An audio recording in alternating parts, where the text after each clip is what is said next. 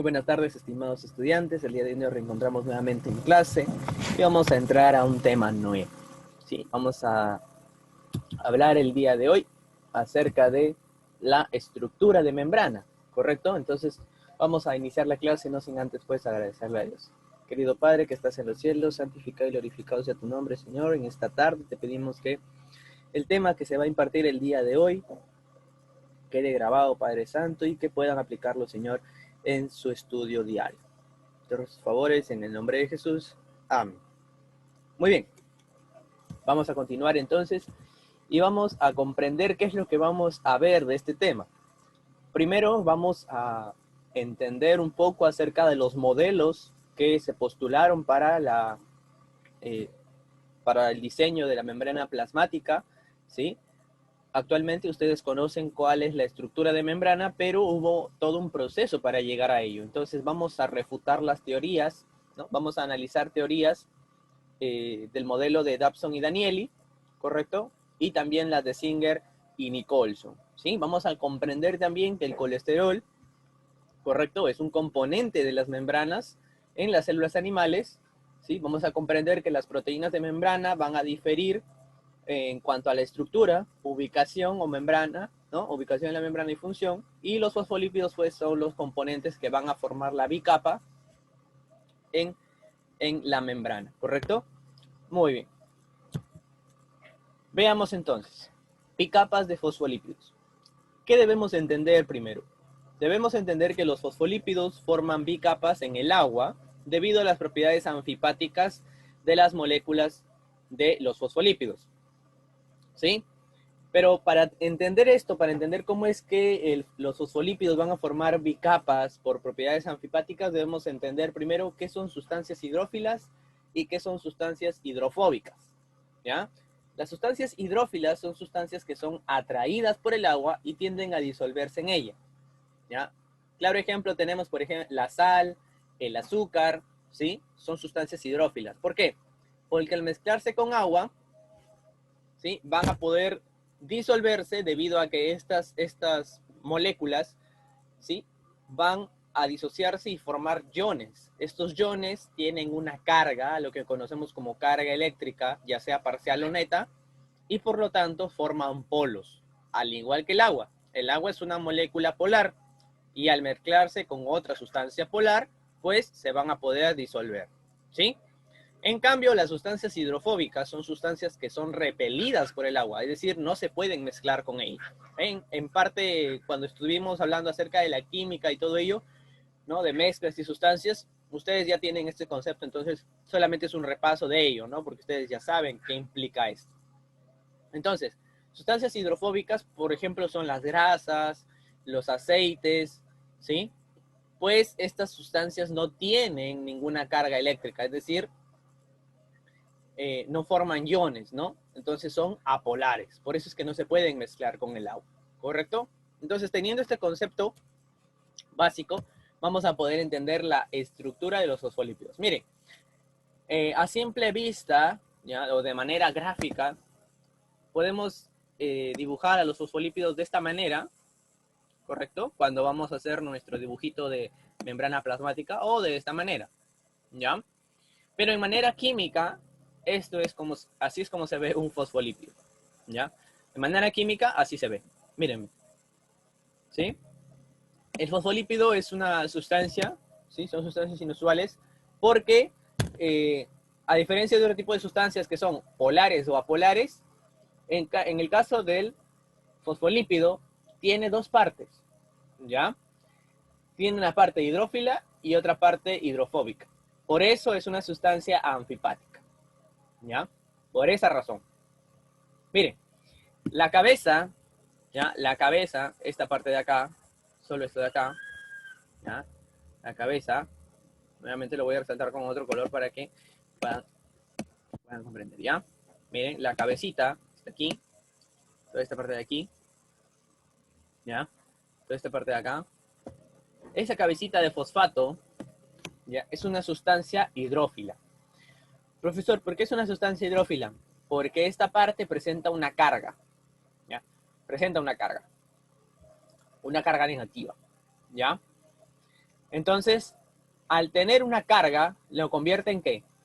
Correcto, lo convierte en una molécula polar, por lo cual se puede mezclar con el agua, ¿ya? En cambio, las colas, que están aquí, más abajito, ¿no? Las colas, estas colas son hidrófobas, ¿ya? Porque estas cadenas hidrocarbonadas no presentan carga, ¿ya? No presentan carga. Entonces, al no presentar carga, no se pueden mezclar con el agua.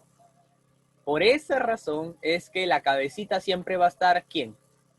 Siempre va a estar arriba, dando la cara con las moléculas de agua que estén por acá circundando, ¿sí? Y los palitos, por así decirlo, ¿no? Sus bracitos van a estar escondidos, ¿ya? Van a estar escondidos, sin tocar el agua, pues, porque le tienen miedo, pues, ¿no? Le tienen miedo, entonces no se pueden mezclar, ¿correcto? Bien. Aquí podemos ver las estructuras, ¿no? El medio celeste, ¿no? Lo que vean de celeste es agua, ¿ya? Es agua. Y ahí están los fosfolípidos, ¿no? Ahí están sus cabecitas para hacia afuera y los bracitos hacia adentro, ¿no? Parecieran pequeños alfileres, ¿no? De dos bracitos. Ya. Entonces, cuando una capa, ¿no? Cuando se mezclan con el agua los fosfolípidos, se atraen mediante interacciones débiles y espontáneamente pueden formar una monocapa, ¿ya?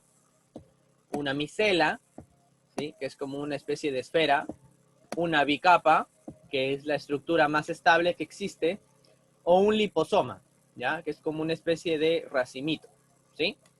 Cualquiera de estas estructuras pueden formar, ¿sí? Ahora, una bicapa de fosfolípidos, esto es un fosfolípido. Si están en manera lineal, forman una capa. Pero en la membrana plasmática de todas las células hay una bicapa, ¿sí? O sea, dos capas de fosfolípidos, ¿ya? Dos capas. Y ahí están las partes, ¿no? La cabeza, color rojito, es una cabeza hidrófila, por lo tanto puede estar en contacto con el agua, ¿sí? Tanto del medio exterior de la célula como del medio interior, porque dentro de la célula también hay agua, ¿sí? Y las colas hidrocarbonadas, que son hidrofóbicas, pues van al centro, ¿no? Porque no se pueden mezclar con el agua, ¿sí? Muy bien, ahora, un proceso curioso para entender ello fue el que hizo Gorter y Grene en el año 1920. ¿Sí? Ellos extrajeron fosfolípidos de la membrana de los glóbulos rojos de la sangre y calcularon pues que el área que debían ocupar si formarse en una monocapa es 2 veces mayor que el área de la membrana plasmática en sí, ¿no? De donde pues ellos dedujeron que debía disponerse en una bicapa, ¿no? No en una monocapa, sino en una bicapa. Pero da la casualidad de que los fosfolípidos no son los únicos que están componiendo la membrana plasmática. Hay proteínas, hay glúcidos y hay otros componentes, ¿sí? Es por eso que surge la gran pregunta, ¿cuál es la estructura de la membrana plasmática? Y ahí entran a tallar nuestros amigos Dobson y Danieli. Ellos fueron los primeros que postulan una primera disposición de la membrana plasmática. ¿Correcto? Ellos hicieron análisis en microscopía, ¿sí? De varios tipos de células con ciertas tinciones, ¿sí? La membrana plasmática tiene un grosor entre 5 a 10 nanómetros, ¿sí? Si lo llevamos a medidas que ustedes puedan entender, ¿no? Demasiado pequeño, por lo que ellos utilizaron un microscopio electrónico, ¿correcto?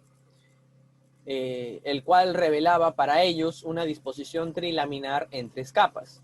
Una capa central clara y 2 capas oscuras, ¿no? Este es el modelo, miren, de Dobson y Danieli, ¿correcto? Una capa clara, como la pueden ver acá, ¿no? Por los fosfolípidos, ahí está de color plomito, ¿no? Y una capa oscura que ellos llamaron aquí, ¿no? La parte de proteínas. Para ellos esta era la estructura, ¿sí? Es lo que ellos observaban, ¿no? Y acá hay una micrografía de ello, de lo que ellos observaron, ¿sí? Pero se sabía pues que los fosfolípidos aparecen claros en la tinción y por eso es que ellos dedujeron este primer modelo, ¿no? Los fosfolípidos en el medio y 2 capas al costado, arriba y abajo, por así decirlo, ¿no? Medio exterior y medio interior celular, de proteínas, pues, porque las proteínas al momento de teñirlas se ven de manera muy oscura, ¿no? Entonces ellos dijeron, bueno, la membrana plasmática tiene esta disposición trilaminar, ¿no? Así que en 1935, Hugh Dobson y James Danieli propusieron pues que habían dos capas de proteínas asociadas, ¿no? Adosadas a cada lado en el modelo de la membrana plasmática, ¿no? Y a este modelo, si ustedes lo pueden apreciar, se le ve como una especie de sanduchito. Entonces al modelo de Dobson y Danieli se le conoce también con el nombre de modelo sándwich de Dobson y Danieli, ¿no? Un poquito cómico en la historia, pero da la casualidad pues de que esto da la apariencia, ¿no? De un pan, de una rebanada de pan, ¿no? La otra rebanada de pan y aquí pues el rellenito, ¿no? Puede ser de tu atún o de tu pollito con mayonesa, no sé. Pero de una manera icónica se le da el nombre de modelo de sándwich de Dobson y Danieli, ¿no? Por la apariencia que tiene. Ahora, no bastó con ello y en 1959, ¿no? 24 años más tarde, David Robertson extiende este modelo a todos los tipos de membranas celulares. Ojo, si bien es cierto, Dobson y Danieli hicieron este modelo de membrana, ellos no lo habían aplicado a todo como lo hizo David Robertson, ¿sí?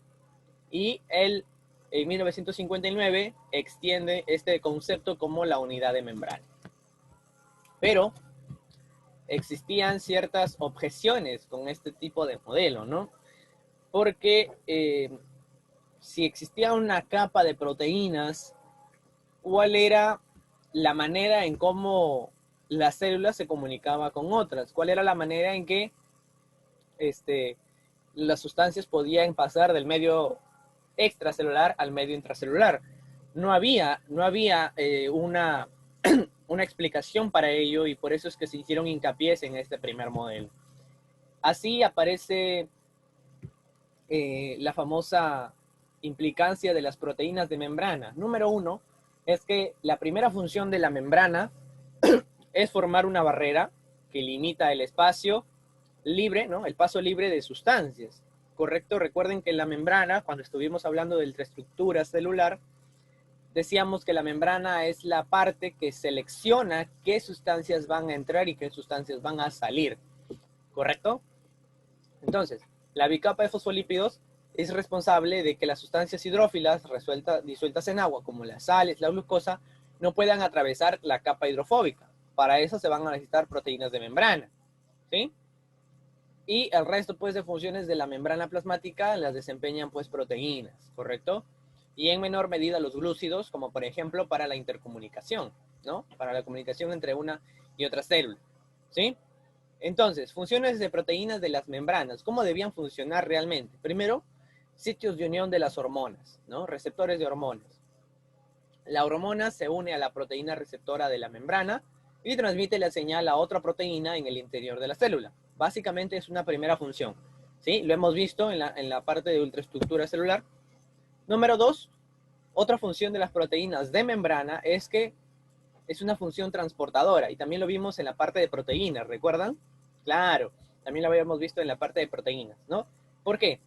Porque van a facilitar pues el transporte pasivo o activo en determinadas sustancias hacia un lado u otro de la membrana, ¿no? Ya sea al exterior o al interior celular, a lo que conocemos pues como transporte selectivo o permeabilidad selectiva, ¿sí?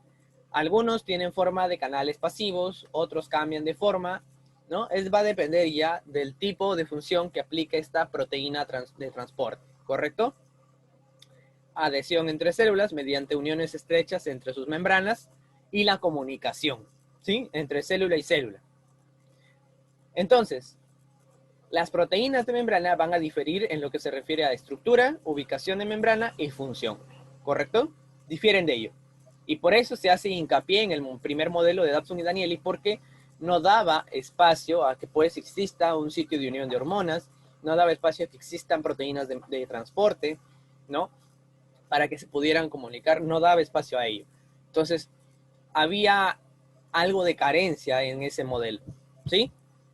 Así que se tenía que dar la parte de explicar qué tipo de proteínas o cómo estaban dispuestas las proteínas en la membrana plasmática, ¿sí? Por ejemplo, tenemos las proteínas integrales, que con muchos estudios después se llegó a entender esto, y las proteínas periféricas, ¿no? Las proteínas integrales, valga la redundancia, están integrando toda la membrana, y las proteínas periféricas pues están solamente en la superficie, ¿no?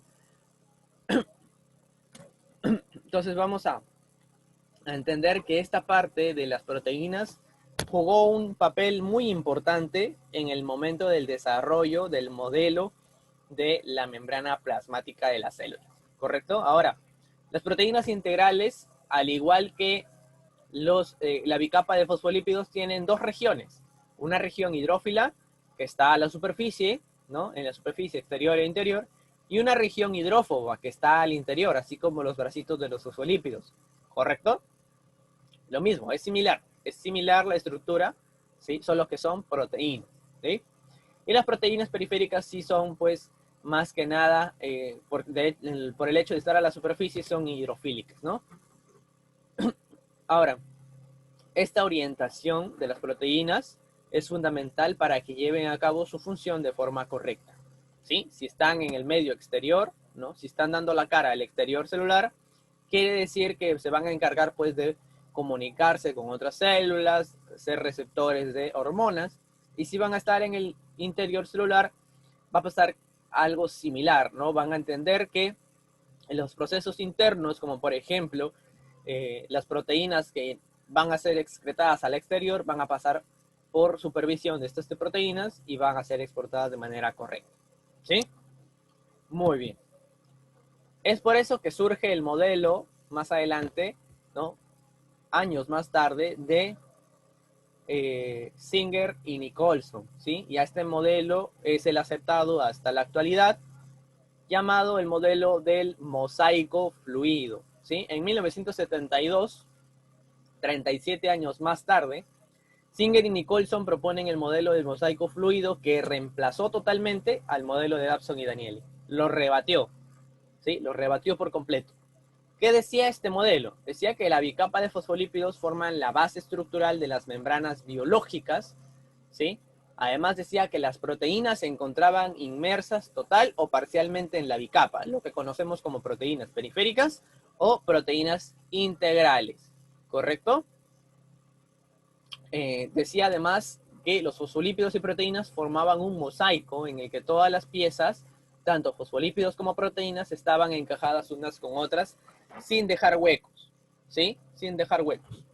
Miren, aquí podemos ver varias imágenes de lo que es la membrana plasmática actual, ¿no?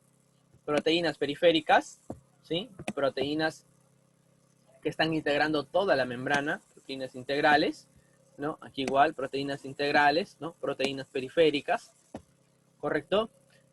Y Singer y Nicholson ya no disponen que las proteínas estaban formando capuchones, ¿no?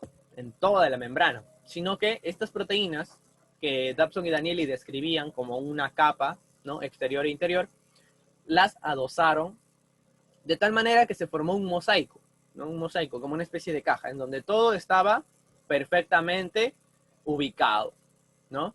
Proteínas que estaban integrando toda la membrana, porque esa era la disposición de sus funciones, y proteínas que simplemente estaban en la superficie, ¿no? Periféricas. Este mosaico, además, es fluido, es decir, no es estático, sino que está en constante movimiento, en constante fluidez, ¿sí? Ya que tanto los fosfolípidos como las proteínas pueden desplazarse lateralmente, ¿ya? Pueden desplazarse, es decir, esta proteína integral está aquí, puede desplazarse hacia la derecha, puede desplazarse hacia la izquierda, hacia los demás lados, ¿correcto? Entonces, es un constante movimiento celular, ¿sí? Muy bien, entonces Singer y Nicholson dan la revolución total a lo que conocemos hoy como estructura de membrana, ¿sí? A lo que conocemos hoy como estructura de membrana. Claro, dado a sus estudios también con la parte de microscopía, ¿correcto? La parte de microscopía. Ahora, ¿Cómo existe o cómo se da esta fluidez de membranas? Número uno, las membranas se encuentran en un estado que no es ni líquido ni sólido, sino es un fluido, ¿correcto? Es un fluido. El grado de fluidez de la membrana va a depender de la temperatura y de los ácidos grasos que componen los fosfolípidos.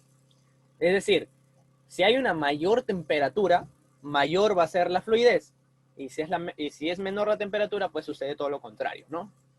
Ahora, si la temperatura supera un determinado límite, la membrana se puede fundir. Y si la temperatura es demasiado baja, ¿no?, la membrana se puede solidificar, afectando totalmente a la célula, ¿correcto?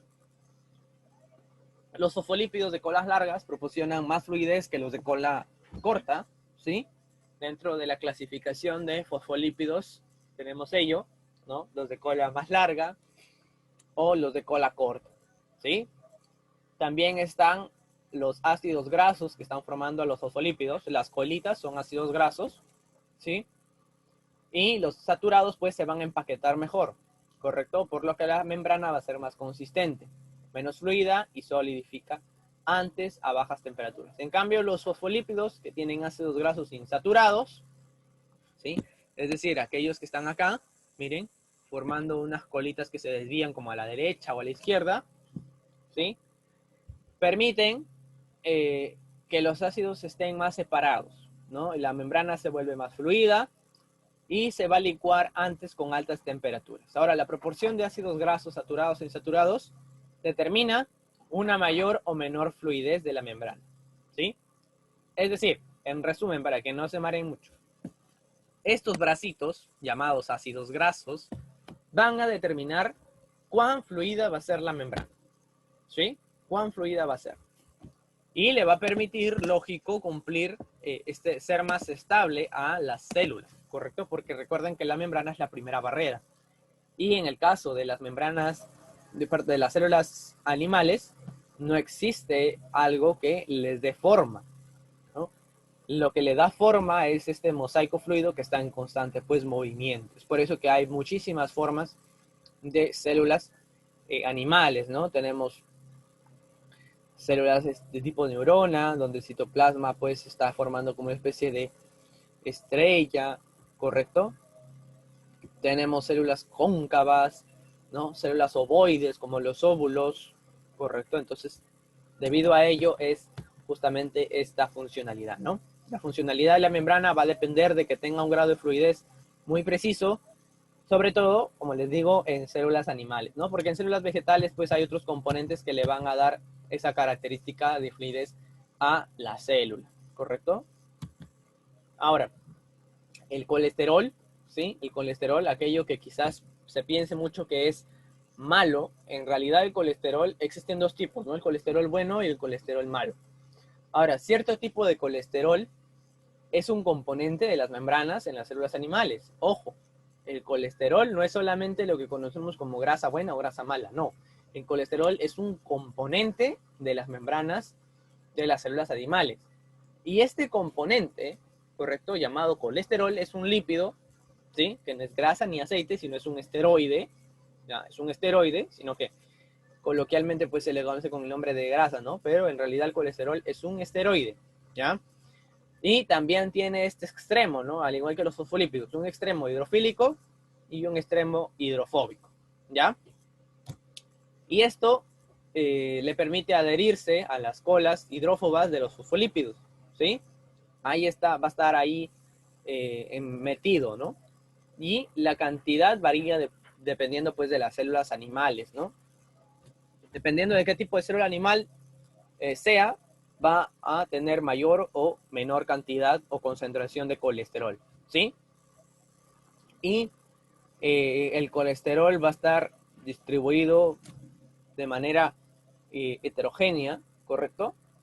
Y se forma pues para darle mayor fluidez a la membrana plasmática, ¿sí? La fluidez de la membrana también va a depender mucho de la cantidad de colesterol que tenga, ¿correcto? Vamos a ver qué hace el colesterol para darle fluidez a la membrana. ¿Por qué? ¿No? El colesterol en las membranas de los mamíferos reduce o aumenta la fluidez de la membrana y su permeabilidad de algunos solutos. ¿correcto? En el caso de células de células humanas, a la temperatura del cuerpo sobre 37 grados, que es lo normal, ¿no? Y con una elevada proporción de ácidos grasos saturados, las membranas estarían a estado líquido, ¿ya?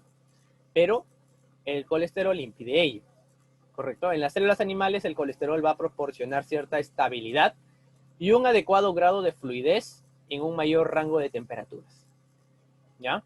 Por eso es que la membrana no es líquida a temperatura de 37 grados, ¿sí?